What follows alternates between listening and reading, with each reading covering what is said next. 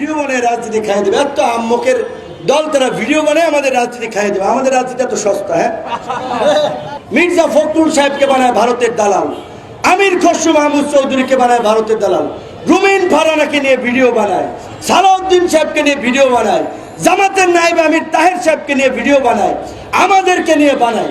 তাহলে এই দেশে আর রইলটাকে বাকি? তাহলে তাদের রাজনৈতিক এজেন্ডাটা কি? এই দুষ্ট লোকগুলো সূক্ষ্মভাবে মানুষকে বিভ্রান্ত করছে, মানুষের ব্রেন ওয়াশ করার চেষ্টা করছে। তারা অলিয়া উলিয়া দেখবেন মাঝে মাঝে ইসলামী লাইনে দু একটা কথা বলে, দু একজন হুজুর মাদ্রাসার ছাত্রদের পক্ষে ফেসবুকে স্ট্যাটাস দেয় তাদের ফেসবুক রিচটা ভিউটা ঠিক রাখার জন্য। তারপরে ওই ভিডিও বানিয়ে সেদিন নাকি শুনেছি ওয়ালটনের কাছে পাঠিয়েছে, এই যে নতুন আরেকটা টাউট দোকান খুলেছে বাংলা এডিশন নামে, সে চালায় নিউ ইয়র্কে উবার, সে এখানে 1.5 কোটি টাকা খরচ করে আপনার লা মেরিডিয়ান হোটেল, লা মেরিডিয়ান 5 স্টারে বাংলা এডিশন নামে ধান্দাবাজির নতুন দোকান খুলেছে। এবং সেদিন ওয়ালটনে পাঠিয়েছে, ওয়ালটন কর্তৃপক্ষকে বলেছে যে চান্দা না দিলে আপনারা আওয়ামী লীগের দোসর ছিলেন, ফ্যাসিবাদের দোসর ছিলেন, আমরা এগুলো প্রচার করে দেব।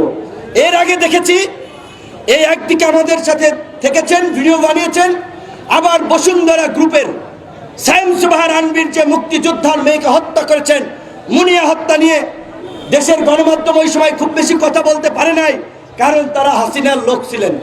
এবং সেটা তো আপনারা জানেন যে সোবহান সাহেব বলেছে মরার পরেও জান্নাতেও তারা শেখ হাসিনার সাথে যেতে চান। তো সেই সোবহান সাহেবকে কিছু করতে পেরেছে এই অন্তর্বর্তীকালীন সরকার বা আমরা বিপ্লবীরা কিছু করতে পেরেছি? তার হাতে হাত করা পড়াতে পেরেছি? বরঞ্চ এই সোবহান সাহেবের 5-6টা মিডিয়া এখনো ধারাবাহিকভাবে প্রোপাগান্ডা ছড়িয়ে যাচ্ছে। তো তাহলে ফ্যাসিবাদ কারা প্রোটেকশন দিচ্ছে? সেই মুনিয়া হত্যার বিরুদ্ধে কোনো কথা বলে নাই। এখন আরেকটা ছেলে যাকে গ্রেপ্তার করেছে যে মাই টিভির, এই ছেলে অনেক আমি দেখলাম যে সোশ্যাল মিডিয়ার অ্যাক্টিভিস্টদের ধরে নির্যাতন করেছে, তাদেরকে দিয়ে মিথ্যা স্বীকারোক্তি নিয়েছে, বাজে কাজ করিয়েছে। এই জন্য তার বিরুদ্ধে সাইবারে মামলা হতে পারে, গ্রেপ্তার হতে পারে।